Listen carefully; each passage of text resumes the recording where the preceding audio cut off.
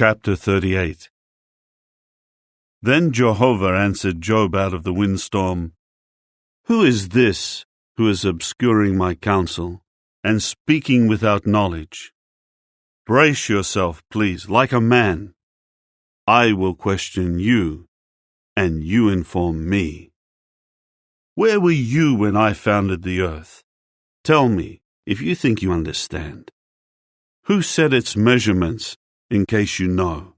Or who stretched a measuring line across it? Into what were its pedestals sunk? Or who laid its cornerstone? When the morning stars joyfully cried out together, and all the sons of God began shouting in applause. And who barricaded the sea behind doors, when it burst out from the womb, when I clothed it with clouds and wrapped it in thick gloom, when I established my limit for it, and put its bars and doors in place? And I said, You may come this far and no farther. Here is where your proud waves will stop.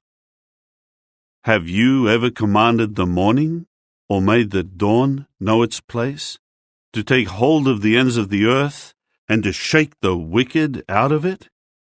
It is transformed like clay under a seal, and its features stand out like those of a garment. But the light of the wicked is held back from them, and their uplifted arm is broken. Have you gone down to the sources of the sea, or explored the deep waters? Have the gates of death been revealed to you, or have you seen the gates of deep darkness? Have you understood the vast expanse of the earth? Tell me, if you know all of this. In which direction does the light reside, and where is the place of darkness, that you should take it to its territory and understand the paths to its home? Do you know this because you were already born, and the number of your years is great? Have you entered the storehouses of the snow, or have you seen the storehouses of the hail, which I have reserved for the time of distress, for the day of battle and war? From what direction is light dispersed, and from where does the east wind blow on the earth?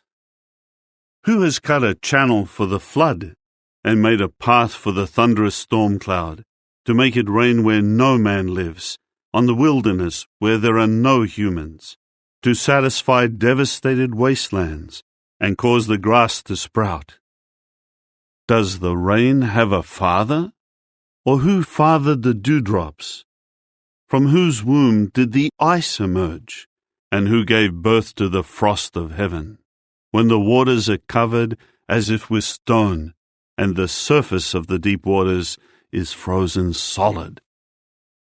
Can you tie the ropes of the Kaima constellation, or untie the cords of the Kisel constellation?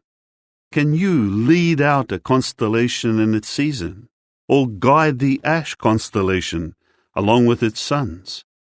Do you know the laws governing the heavens, or can you impose their authority on the earth? Can you raise your voice to the clouds, to cause a flood of water to cover you? Can you send out lightning bolts? Will they come and say to you, Here we are?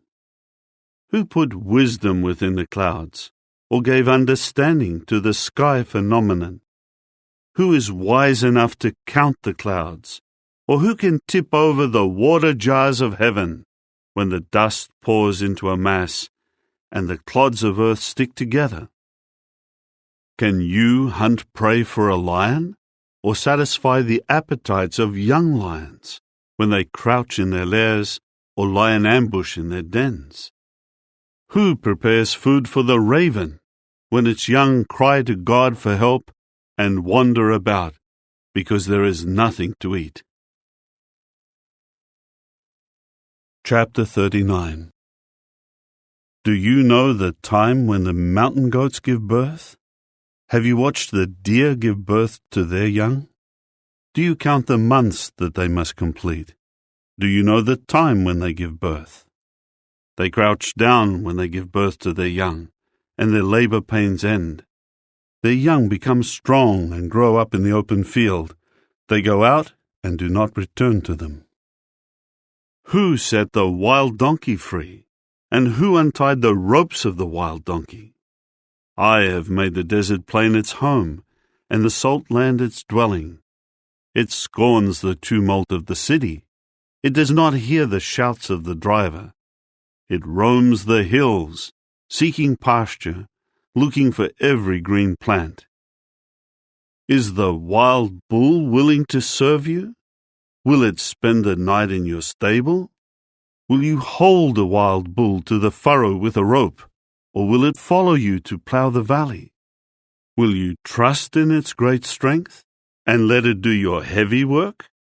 Will you rely on it to bring back your harvest, and will it gather it to your threshing floor? The wings of the ostrich flap joyfully, but can her pinions and plumage compare with the stork's? For she leaves her eggs on the ground, and she keeps them warm in the dust. She forgets that some foot may crush them, or that a wild animal may trample them. She treats her sons harshly as if they were not hers. She has no fear that her labor may be in vain. For God has deprived her of wisdom, and given her no share in understanding. But when she rises up and flaps her wings, she laughs at the horse and at its rider. Are you the one who gives the horse its strength? Do you clothe its neck with a rustling mane? Can you cause it to leap like a locust? Its majestic snorting is terrifying. It paws the ground in the valley and exults mightily. It charges into the battle. It laughs at fear and is afraid of nothing. It does not turn back because of the sword. The quiver rattles against it. The spear and the javelin flash. Trembling with excitement, it surges forward. It cannot stand still at the sound of the horn. When the horn blows, it says, "Aha!" It smells the battle from afar, and hears the shouting of commanders and the battle cry. Is it by your understanding that the falcon soars, spreading its wings to the south? Or is it at your order that an eagle flies upward and builds its nest high up, spending the night on a cliff, dwelling in its stronghold on a rocky crag? From there it searches for food. Its eyes look far into the distance. Its young sip up blood, and wherever the slain are, there it is.